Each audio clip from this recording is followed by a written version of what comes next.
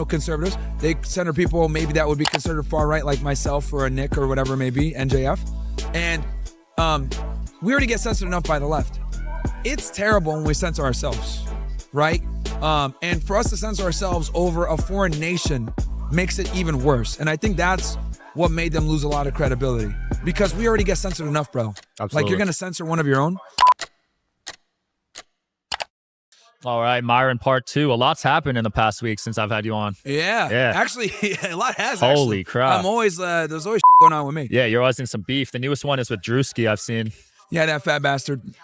So what happened there is he was seeing this girl, Ruby Rose, for a minute. And I would always cook her on X, like, hey, you're a whore, you're selling your butthole for $2.99, etc. And she actually sent me like a threat saying, hey, if you don't want some physical implications on you, she can't even speak English properly because she's a retard. But basically, she made a threat. And, I made jokes on it and like, bro, this dumb whatever. And I think that probably like built up over time and he got pissed. And, he did his little skit. And he was talking about like hair enhancement and stuff like that, which, I've been super transparent about my hair transplant. Like, it's my real hair. I never do any like spray or anything weird like that. Like, I might dye it every now and then, but that's my hair. But yeah, it was a funny skit. It was a funny skit, but he put like the whole thing. What I think he was trying to do, because he put the Fresh Fit branding on there. What I think he was trying to do is like make fun of the people that watch the show, which, still I gotta, make my jokes back, which I roasted him, because the whole Ruby Rose thing, people found out later that like he basically paid her to like be his like girlfriend. Wow. Bro, imagine paying a bunch of money to fake date a thought. and then the funny part is, to make this all hilarious, the caption to his video when he made fun of us is, money can't make you unlame. Bro, you literally used money to get a whore. So who's the real lame? Yeah. Is that why Ruby threatened you a few weeks ago? Was it because of this?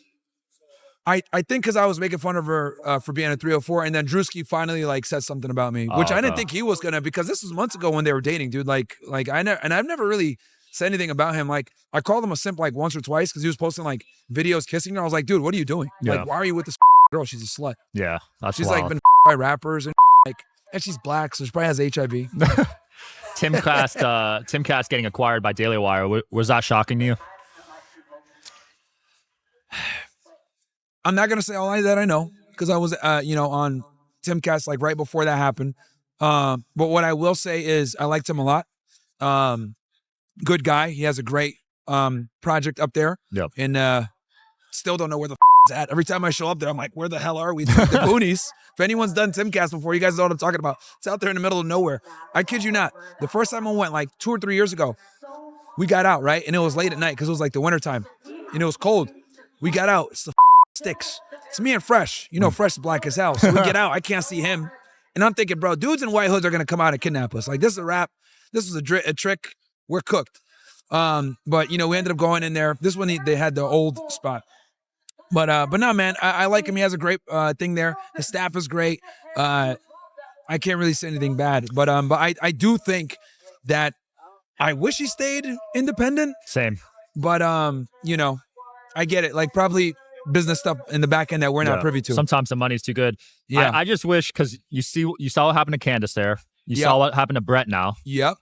So why would you choose this time to go in? It's a bad time to go. That's what I'm saying. It's an absolute bad time to go. What they did with Candace was right. Me and her share a lot of the same views when it comes to that certain topic in that certain state in the Middle East. That's about the size of New Jersey.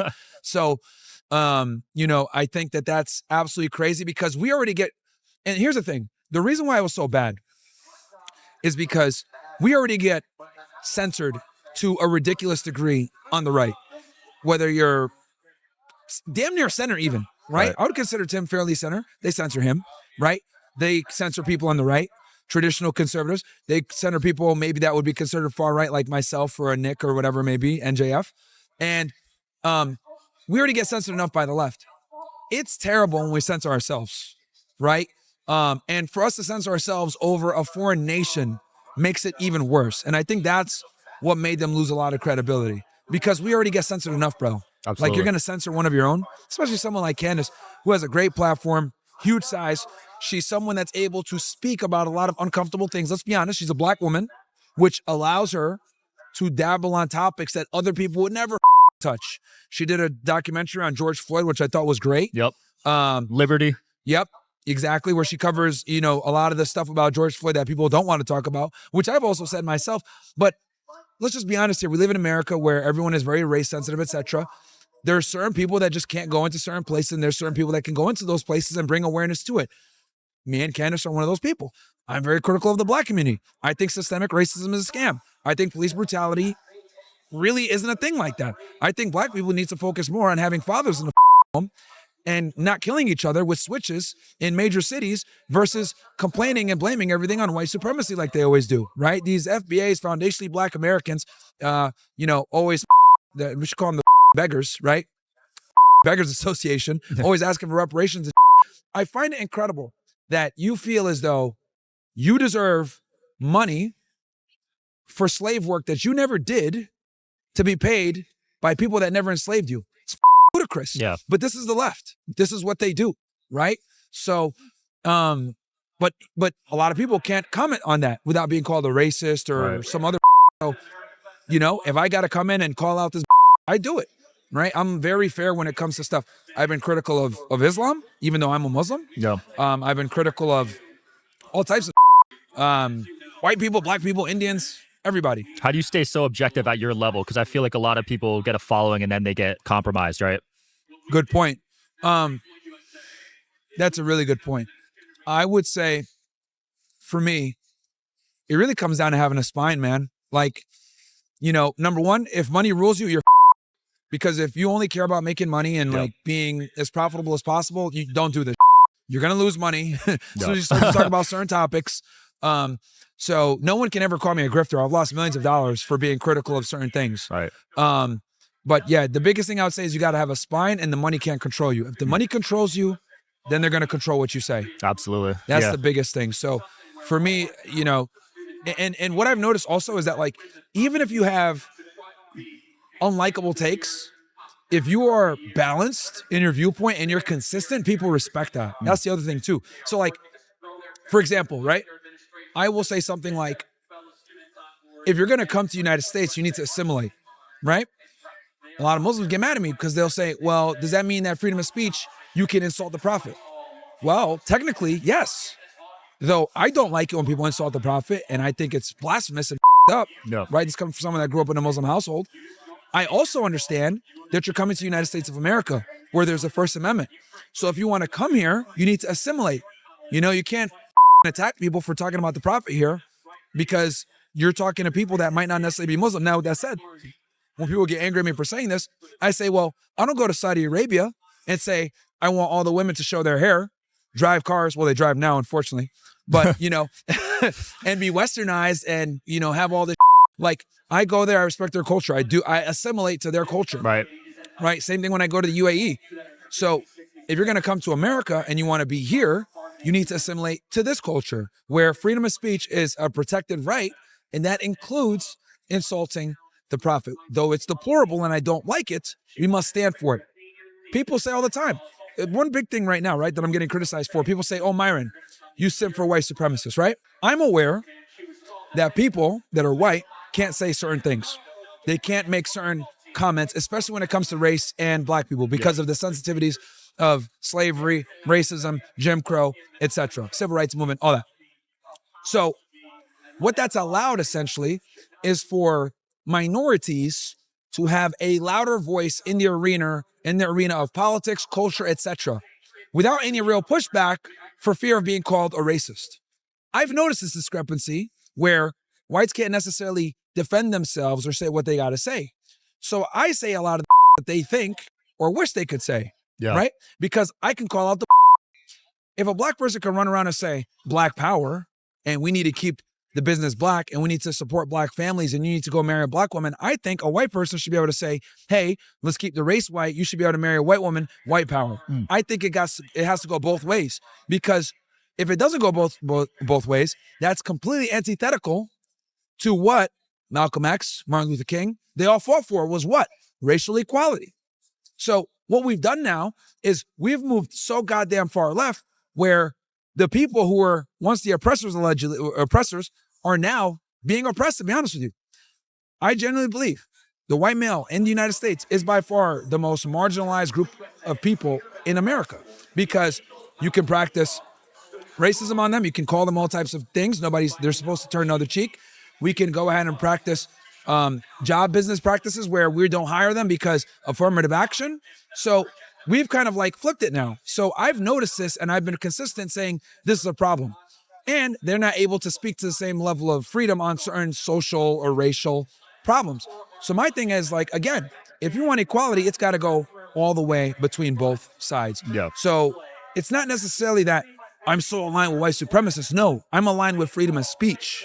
And I see that there's a disparity between the groups of people, and I call it out. Absolutely. So I think that they should have the freedom of speech. So people unintelligently don't understand and say stupid like, you said for white supremacists. No, I'm a free speech absolutist, and I've noticed a discrepancy and a disparity between a white man's ability to speak freely and a black man's ability to speak freely. That's the difference. That's what the low IQ people don't understand. Yeah, that makes sense. We got to talk about the Fuentes stuff. I mean, let's do it. That is crazy. I spoke with him. He's doing well. Doxing and swatting, that's where I draw the line. You know, dude, I'm not going to say everything that I told him, but one of the things I told him, I was like, bro, please come to Florida. Yeah. You need to get the out of Illinois. And Illinois is a blue state, not as gun friendly as Florida, right? Or red states. It's absolutely ridiculous. So, sorry. Blue when state. I saw that video, right? The thing that pissed me off the most, and I talked about this on my stream yesterday, the thing that bothered me the absolute most, the media tried to say, oh, far-right commentator or white supremacist or white nationalist, they would always lead with that. Yeah. Which he's not. He's not a raging racist. For all the idiots out there that say, oh, Nick Fuentes is a racist. He worked with Kanye West to become the president of the United States. He campaigned for Yay 2024. What the are you talking about? He's a racist. Yeah. Like, what are you talking about? Like, you know what I mean? He's friends with me. He's friends with Sneeko, a Filipino Haitian. He's friends with me, a Sudanese guy, black and Arab. Like, what are you talking? People say that I'm just like, you're low IQ. So yeah. So when they say that, and they say that to dehumanize them. Oh, yeah, white supremacists, whatever. And then they have the nerve to say, oh, he alleges that this person was there to assassinate him. Yes, he was.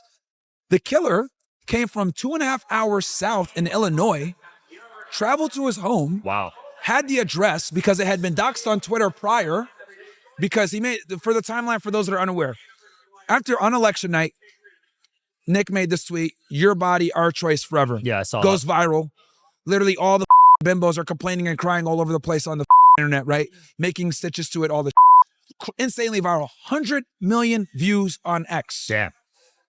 Everyone on TikTok going crazy. They doxed his address.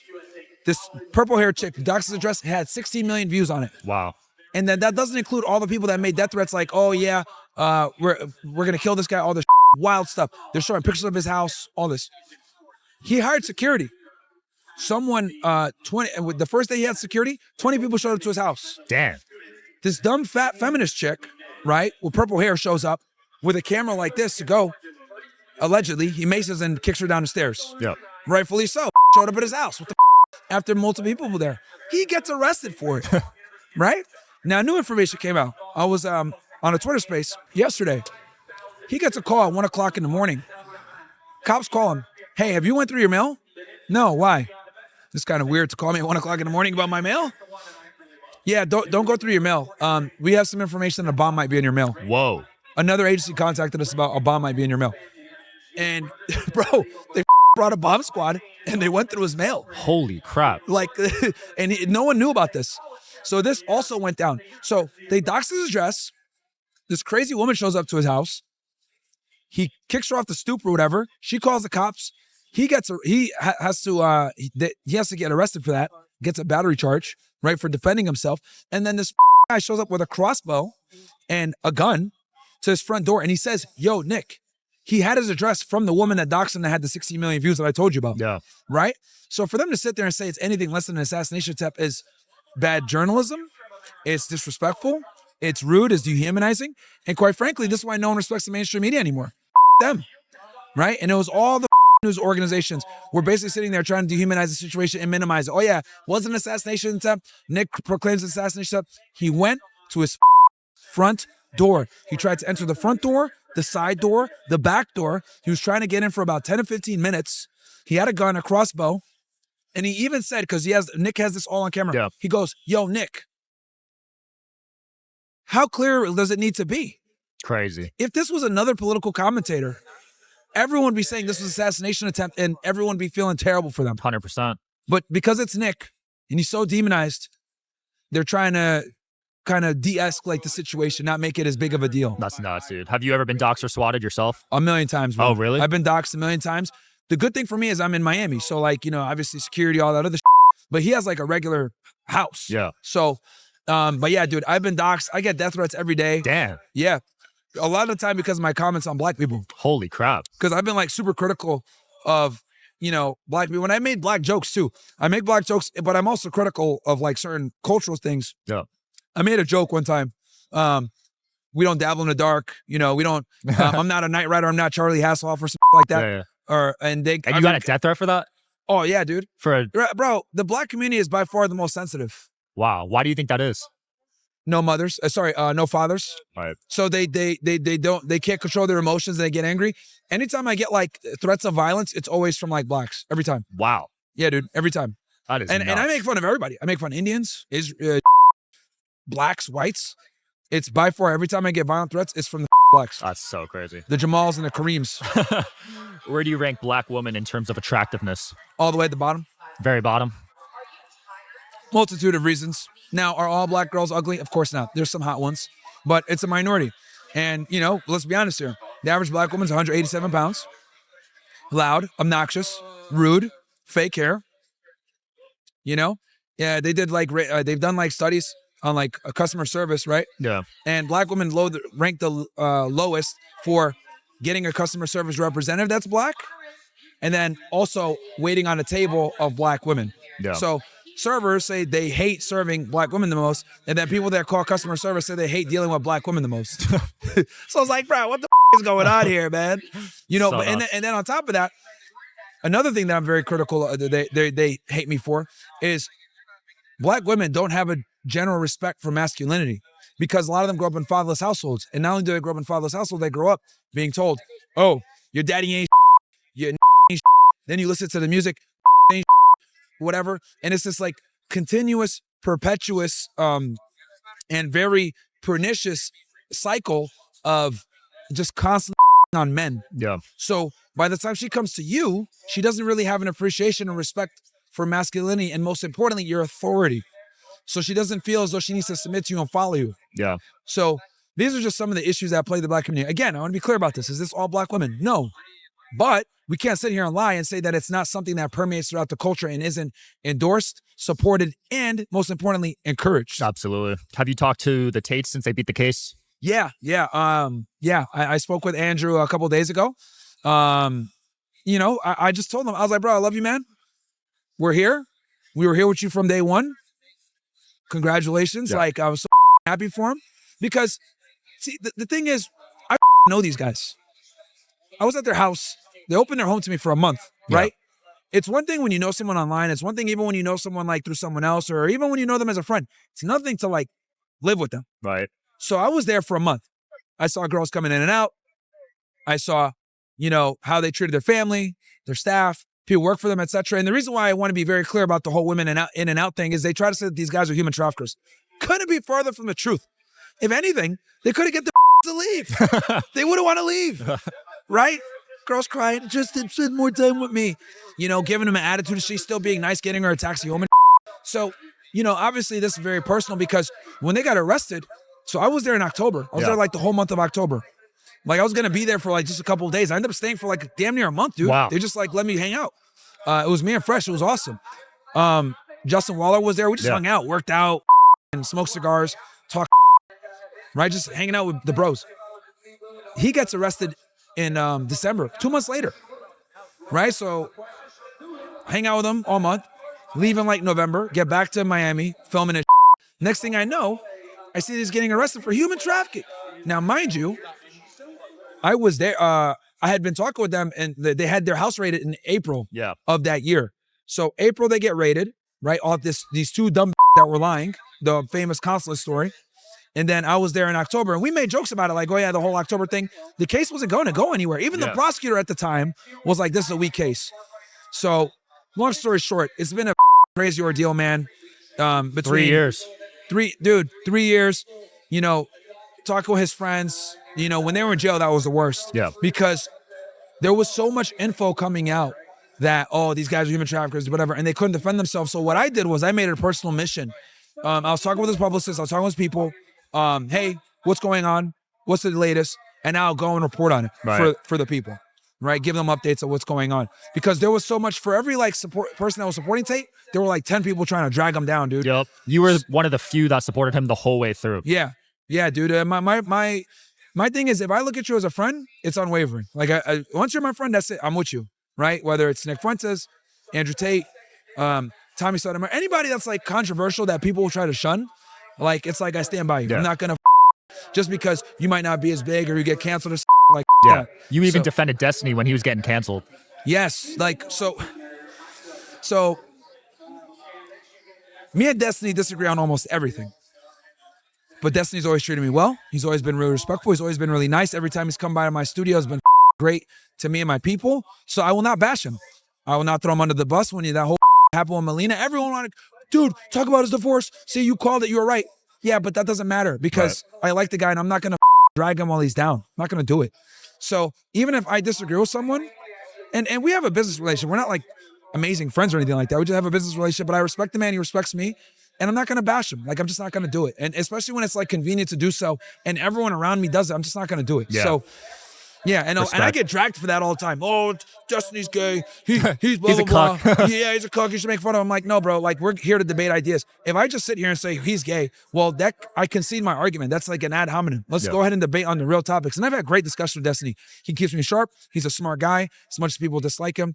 So yeah. But yeah, the whole Tate thing, man, super happy he's out. Or that this thing is basically, what for those that are unaware in the Romanian law, there's no real due process, guys. It's no probable cause, none of this. They arrest you, they make the case while you're in jail. Yeah. It's not like here. Absolutely. So what ended up happening was he got arrested, they built the case up, and the prosecutors couldn't actually get it to a point where it's worth a trial. Yeah. So, and then they have a second criminal case against him. This first criminal case is basically crumbling, so the second one I think is going to crumble next. Then after this, he's got to face the going on in the UK. But for those that are unaware, they tried to pin him on these charges in the UK for years, for over a decade. So I don't think it's going to stand. I think it's the UK just has an agenda against him. Yeah. So, but you guys know, you know, obviously, I'm always with the Taste. Those are the homies. I love Tristan. I love Andrew. I love Luke. I love all the guys at the house. Even the assistant that they try to say is a human trafficker. I know her too. She's harmless. Nuts. Crazy. Well, dude, I appreciate you coming back on. We'll link your stuff below. Thanks, dude. Absolutely, man. It's always a good time talking with you, brother. Hell yeah.